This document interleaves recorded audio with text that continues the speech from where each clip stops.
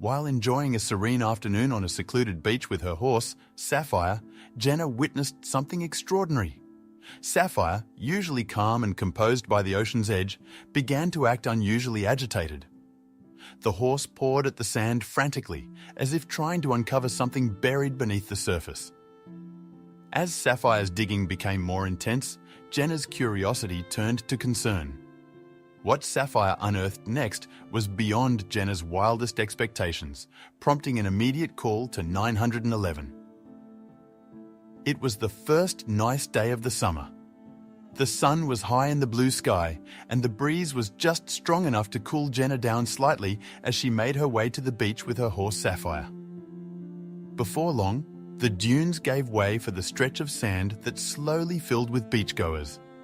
She thought it would be just like any other day, but nothing could have warned Jenna about what would happen when she stepped onto the beach.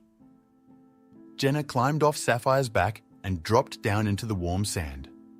She took the horse's reins, and together they set off to find a perfect spot to spend the day in. Sapphire was calm, completely at ease at the beach as usual. Finally, Jenna came to a stop at the mouth of a big cave. There'd be enough shadow to hide in between bathing in the sun, and it was secluded enough for letting Sapphire walk around freely. After putting her towel down and setting up the little parasol she'd brought, Jenna went to undo Sapphire's reins. When she undid the last buckle, she stroked a hand down the horse's nose and said, "Be free, my friend." It wasn't long before Sapphire strolled away from her to sniff at the sand. She hardly noticed where he went, content to let her horse roam free. That was until she heard the sound of digging nearby. Jenna looked up at the sound, and it took her a while to locate Sapphire. The horse was pawing at the sand near the cave entrance, and it looked silly enough for Jenna to laugh at him. "What are you doing, you silly animal?" She grinned from where she was sprawled on the towel, content to bake in the sun for the upcoming hour. Then she heard a loud noise. With a frown, Jenna sat up again and observed Sapphire for a moment. The horse was not just pawing at the sand anymore, but really trying to dig a hole in the ground with his front legs. Sapphire bristled from the effort, seemingly determined to get to whatever he'd scented below the ground. Jenna stood up and walked over, but she didn't see anything that could have elicited such a reaction. She pushed Sapphire away from the cave, certain it was probably just an old carrot someone had buried in the sand. For a moment, Sapphire seemed content to nose along the waves, so Jenna laid back down on her towel and closed her eyes. She hadn't realized she had fallen asleep, but sure enough, she woke up to the sound of Sapphire's digging a while later. "Sapphire!" she reprimanded, getting up to push the horse away from the mouth of the cave again. This time, Sapphire wouldn't budge. The horse stayed right where he was and didn't even halt his digging. Jenna gave up on trying to push the huge animal away and instead leaned in to get a better look at the hole that was slowly forming beneath her horse's hooves. There was nothing to see but sand getting a bit darker and wetter the deeper the hole. A little crab scuttled quickly away from the onslaught. "Fine, fine," she relented. "Let me help you then, you insufferable clown," she said, and sat down on her knees to help Sapphire dig into the sand. Sapphire seemed to realize Jenna was helping him instead of trying to get him away from his hole on the beach, and took a step back to allow her to dig her hands into the wet sand. She pulled handfuls of sand from the hole, creating a pile beside her that grew by the minute. Jenna was completely engrossed in her task. "What are you doing?" a high-pitched voice asked. Jenna looked up to see a little boy of around 10 years old peering curiously into the hole Sapphire, and she had been digging. "Honestly, kid, I don't really know," she said, and sat back on her haunches. The kid seemed to think about this for a moment, then held out a hand that was covered in melted ice cream. "I'm Tommy, can I help?" he said. Jenna took Tommy's hand and tried not to cringe at how sticky it was. "I'm Jenna," she said as she shook his hand. "Sure, why not? You dig from that side, I dig from this." She opted, giving Sapphire a foul look at what he was forcing her to do. The animal, wisely, didn't react at all. Tommy nodded, and together they started digging anew. Finally, their fingers thudded onto something hard. Jenna's fingers scraped against something solid in the sand. Together with Tommy, they cleared the sand around the object, curious about their find. It felt like forever, the sun beating down on their backs as they worked. Sapphire watched, head tilted, as if he too was curious about the hidden treasure they were about to uncover. The object revealed itself to be a large rectangular metal box coated with rust and sand. Jenna and Tommy tried grabbing it from different angles, but it was firmly lodged in the sand. They pulled and tugged, their efforts sinking in a dance of determination and sweat, but the box wouldn't budge. It was like it was part of the beach itself. "Got it!" Tommy exclaimed, his hands finally finding a grip on the box. But as he pulled, something on the box clicked and came loose, sending him stumbling back into the sand. Jenna rushed to his side, concern etched on her face. The object remained in the hole, more mysterious than ever, as they both eyed it warily, wondering what they had disturbed. From the depths of the hole, a soft beeping sound began, growing steadily louder. Jenna, startled, began to dig around the metal object with renewed vigor, her hands moving quickly through the sand. The beeping seemed to quicken with her heartbeat, a strange symphony of urgency that made her movements frantic and determined. Sapphire stepped back, sensing the tension in the air. The relentless beeping now captured the attention of nearby beachgoers, drawing a crowd around Jenna and Tommy. With one final effort, Jenna managed to free the metal object from its sandy grave. The crowd leaned in, the beeping echoing off the cave walls, mixing with the sound of the waves. Jenna held the object high, unsure of what she had just unearthed, as the onlookers murmured and whispered among themselves. The beeping intensified, drilling into Jenna's ears. She stood frozen for a split second before her survival instincts kicked in. "Call 911, she yelled, her voice shaky but loud. She repeated the command, desperation creeping into her tone. Around her, a few of the onlookers hesitantly pulled out their phones, their faces a mix of confusion and fear as they dialed for help. Jenna's eyes were glued to the metal object as a timer blinked back at her in ominous red numbers. It was counting down, each second ticking away. Tommy, the joy of discovery gone, stood silent, his gaze flitting between Jenna and the device. The beach's atmosphere had shifted from leisurely summer day to a scene straight out of a thriller movie. "Go find your mom or dad, Tommy," Jenna said, her voice steady but her heart racing. She kept one hand on the beeping device and stretched the other towards Tommy, who was close to tears. Her eyes conveyed a calm she didn't feel, a silent plea for him to be brave and seek safety with his family. "It's okay, Tommy. Find your mom or dad and tell them help is on the way." "It's going to be all right," Jenna reassured him, squeezing his hand gently. Tommy looked up at her, his eyes welling up, but nodded. Sniffling, he wiped his nose with the back of his hand and, with one last look at Jenna and the mysterious device, turned and ran off. Jenna turned her attention back to the device, trying to fix the lever Tommy had accidentally pulled. But no matter how she tried, the beeping continued, relentless and ominous, the countdown unyielding. She glanced around, realizing she was now the center of a tense circle of bystanders, all waiting to see what would happen next, as the beeping echoed ominously against the backdrop of the ocean waves. As the police cars arrived, sirens blaring, the timer ominously displayed 0 hours 18 minutes and 36 seconds. Jenna, frozen with fear, clutched the mysterious device tightly, afraid that even the slightest movement might accidentally trigger it prematurely. She could feel the weight of every second ticking away, her gaze fixed intently on the flashing red numbers, silently hoping she could stop them with sheer willpower. A handsome officer approached swiftly, urgency etched deeply on his face. After quickly assessing the tense scene, he asked Jenna to explain everything.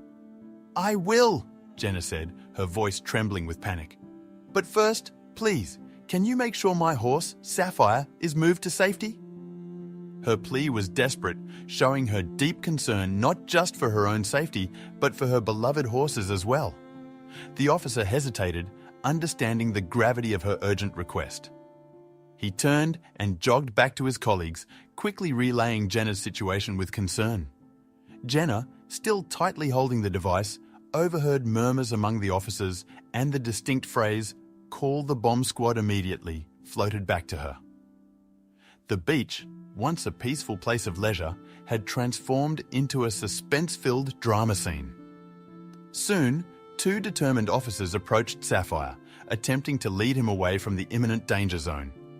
But Sapphire, sensing Jenna's deep distress, steadfastly refused to move an inch. Instead, he edged even closer to her, his loyalty unwavering in the face of danger. His actions spoke volumes, displaying a bond that went beyond mere words, a silent pact of companionship and protection against any looming threat. "Sapphy, please! It really isn't safe," Jenna pleaded, her voice breaking with emotion. Sapphire responded with a defiant paw at the ground, his stance firm and unyielding. He was staying right beside her, no matter the risk. This display of steadfast loyalty overwhelmed Jenna, causing tears to spill over her cheeks. The sight of her crying seemed to deeply affect everyone around, adding a layer of emotional intensity to the already tense situation. The officers made several more attempts to lead Sapphire away, but the loyal horse stubbornly refused to leave Jenna's side. Their efforts proved fruitless. Eventually, they resigned to the situation, stepping back. Detective Jake Gonzalez, the handsome officer from earlier, approached Jenna cautiously, noting the tense atmosphere and the strange device on her lap. "Can you tell me what happened?" Detective Gonzalez asked, introducing himself. Jenna recounted the afternoon's events, describing how Sapphire started digging insistently in the sand, leading her to join in. Her voice was steady, but carried an underlying note of disbelief at the day's surreal turn of events. Jenna continued, explaining how a young boy named Tommy had appeared, offering his help. Together, they had uncovered something buried in the sand. Despite their efforts, the object remained elusive until Tommy accidentally activated a mechanism on it, leading to their current predicament. "Is that when the beeping started?" Jake asked, concern evident in his voice.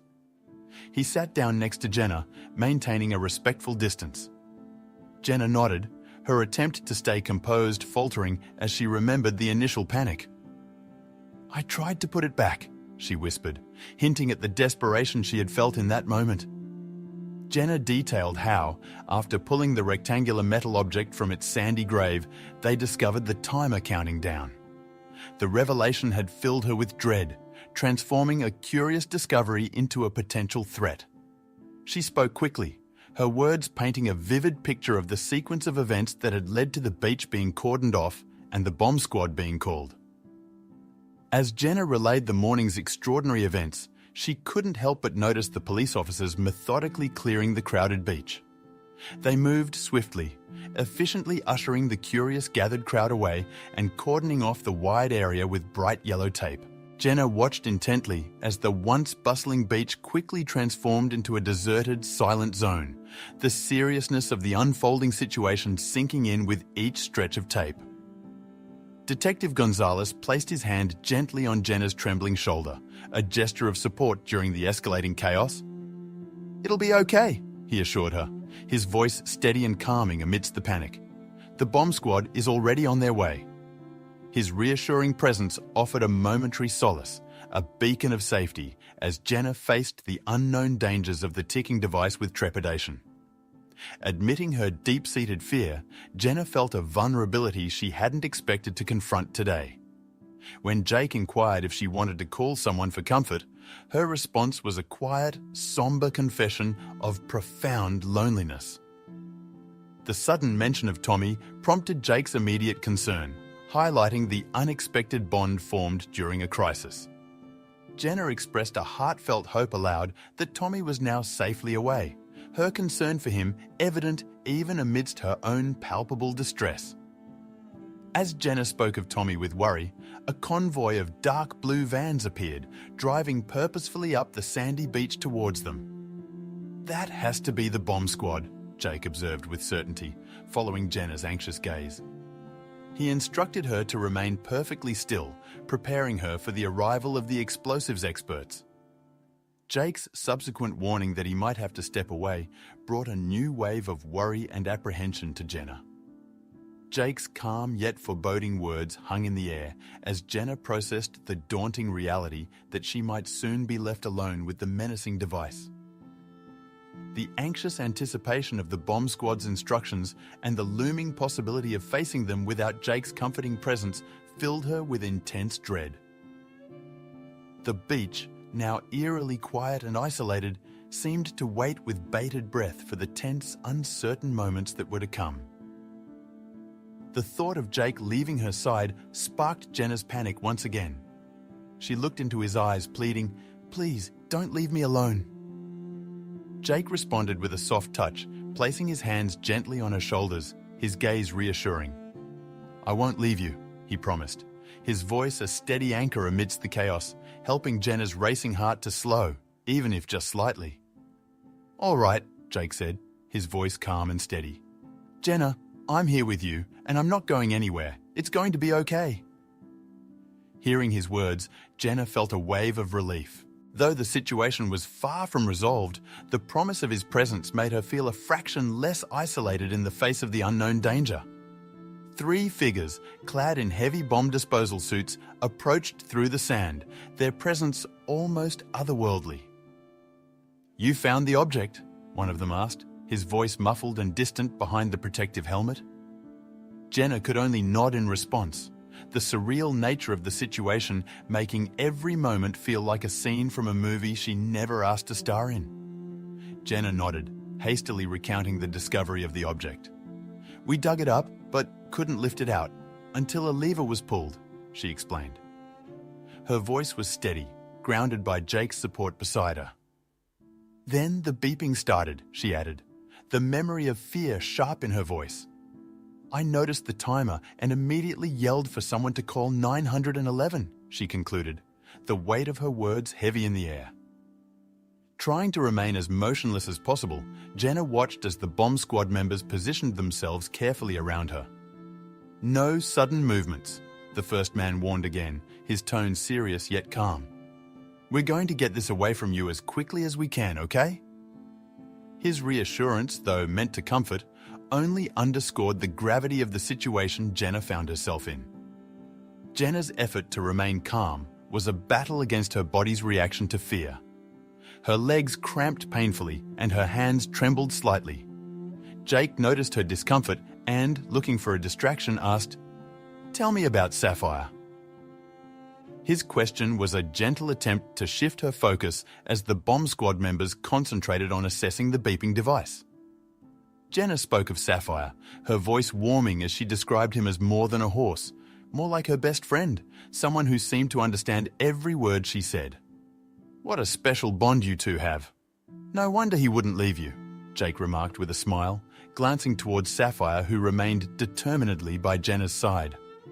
A bomb squad member stood up and detailed their plan to Jenna. First, she would stand up slowly and carefully with Jake's assistance. The precision of their instructions was meant to ensure her safety, a small step towards resolving the tense situation that had gripped the beach that day. With Jake's support, Jenna stood, feeling the rush of blood to her legs as she moved achingly slow. "Well done, Jenna," praised the bomb squad leader once she was upright, the beeping object still in her grip. "Now, you're going to slowly, carefully hand the bomb to me, okay?" His voice was calm, aiming to steady her nerves. The timer read 0 hours, 4 minutes and 26 seconds, a stark reminder of the urgency. Jenna, too afraid to speak, merely nodded at the bomb squad leader's instructions. "You're going to hand it to me, and then you're going to walk away with Officer Jake as quickly but as steadily as possible, all right?" Every word was measured, intended to guide her through this perilous transfer. Jenna's hands shook violently as she began to extend the bomb away from her body, her arms moving with excruciating slowness to maintain the object's stability. Jake, sensing her struggle, gently supported her elbow, his touch steadying the tremors that threatened her resolve. Their eyes locked for a moment, an unspoken agreement of trust and support passing between them in the tense silence. By the time the bomb was carefully passed from Jenna's trembling hands to the bomb squad member, the timer displayed 0 hours 2 minutes and 57 seconds, its beeping incessantly loud in the tense air. As the weight lifted, Jenna's heart raced even faster if possible. "Jenna!" The bomb squad leader began, his tone grave, reflecting the urgency of the moment and the dwindling time. "There's no time. You're going to have to run," the leader said sharply. "Now!" His command was immediate, forceful as he pushed Jenna and Jake away from the scene. The urgency in his voice spurred them into action, their bodies reacting before their minds could process the danger still ticking away behind them. Jenna and Jake ran, their feet sinking and then kicking up the soft sand as they tried to put as much distance as possible between themselves and the potential explosion. Their breaths came in ragged gasps, each inhale sharp with fear and exertion. The beach, the site of their peaceful day, turned nightmare, receded with each desperate step they took. "Faster!" Jake urged, his grip on Jenna's hand tightening as he felt her begin to lag. Jenna's mind was a whirl of fear and anticipation, expecting the bomb to detonate with every passing second. Then, amidst the chaos, a single paralyzing thought brought her to a sudden stop, overshadowing even the fear of the explosion looming behind them. "Sapphire," Jenna whispers, panic seizing her as she spins to scan the deserted beach for her horse. "Sapphire!" Her voice breaks the tense silence, shrill with fear. Jake's insistence they leave clashes with her resolve. "Not without Sapphire," she retorts, eyes glistening with determination and fear. The bond with her horse outweighs her own safety, a testament to their deep connection. "Okay," Jake finally concedes, sensing Jenna's unwavering determination. "I'll go back for Sapphire, but you need to run," he insists, locking eyes with her, urging her to understand the gravity of his request. Jenna hesitates, torn, but the promise of Sapphire's safety tips the scales. She nods, a silent vow to trust Jake and to fulfill her part of their desperate pact. Jenna reluctantly starts moving away, her hand slipping from Jake's only when distance makes it impossible to hold on any longer. Then she runs, each step away from Jake and Sapphire a shard of pain in her heart, a physical manifestation of the fear and sorrow of leaving behind more than just the beach. Jenna pushes herself to run faster, her breath ragged, her mind filled with the echoing beep of the timer she can barely hear now. She's propelled forward by hope and fear alike, hope that Jake reaches Sapphire in time, and fear of what might happen if they don't make it away from the danger in time. Exhaustion slows Jenna's frantic pace just as the sound of hooves catches her attention. Turning, she sees Sapphire charging towards her, his neighs sounding like cries of recognition. Relief floods through Jenna, her legs nearly giving out as the familiar figure of her horse fills her vision, an unexpected yet fervently hoped-for reunion amidst chaos. When Sapphire finally reaches Jenna, she wraps her arms around his neck, her face buried in his fur, tears streaming down her face. "Sapphire," she whispers, her voice choked with emotion. As she looks around for Jake, the beach behind Sapphire remains ominously empty, stirring a frantic worry within her. "Jake." Jenna's voice cracks as she scans the horizon for any sign of the brave officer. "Where's Jake? Sapphire, where is he?" She realizes the futility of her questions, but can't help the rising panic as she searches the desolate beach for any sign of him. A sudden, loud boom cuts through the air, sending Jenna to the ground in a protective crouch. Instinctively, Sapphire moves to shield her, his large body covering her as much as possible.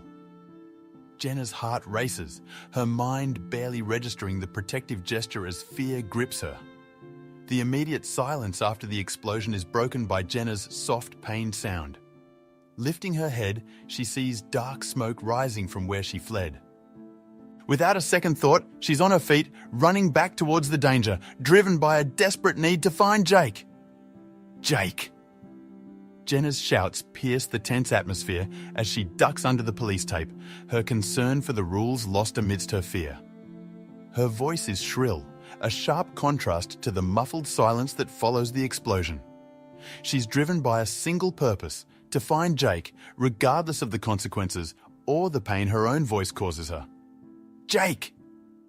She continues to call out, her vision obscured by the thickening smoke. Suddenly, she collides with a figure emerging from the haze. Her heart skips a beat in fear until she realizes who it is.